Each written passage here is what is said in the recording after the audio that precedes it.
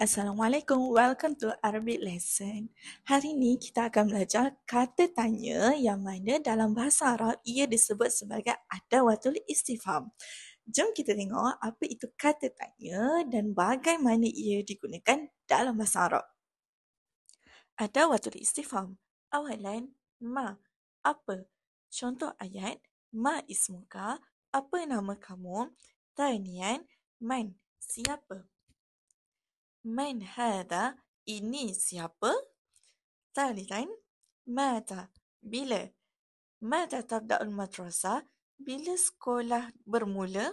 Thumma, aina, di mana? Contoh ayat, aina taskunu, di mana kamu tinggal? Kaifa, bagaimana? Contoh ayat, kaifa haluk, kamu apa kabar? Thumma, limadha, kenapa? Limadha ta'akharta, kenapa kamu lambat?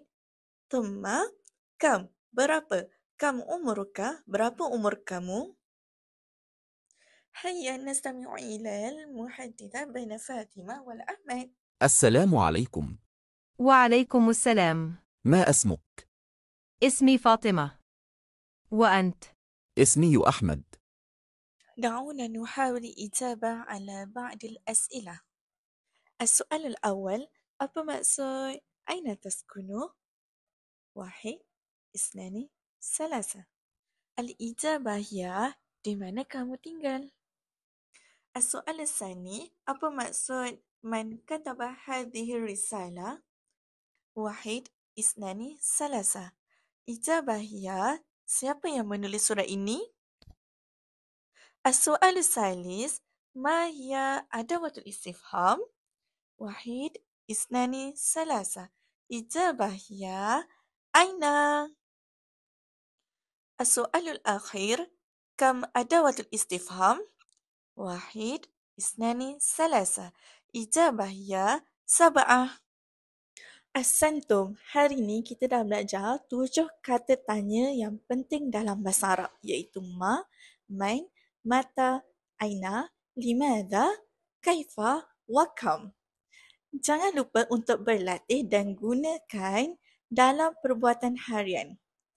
Narakum fit darsil qadim. InsyaAllah. Assalamualaikum. Jumpa lagi. Hayya nastami'u ila ughniya Arabiyah. Man siapa, ma apa, maza apakah, mata bila, limaza kenapa, kaifa bagaimana, hal adakah, kam berapa, aina di mana, ayun mana satu. Jangan lupa komen, like dan subscribe dan turn on notification untuk video bahasa Arab yang akan datang. Assalamualaikum. Ila liqa'. Ma'assalamah.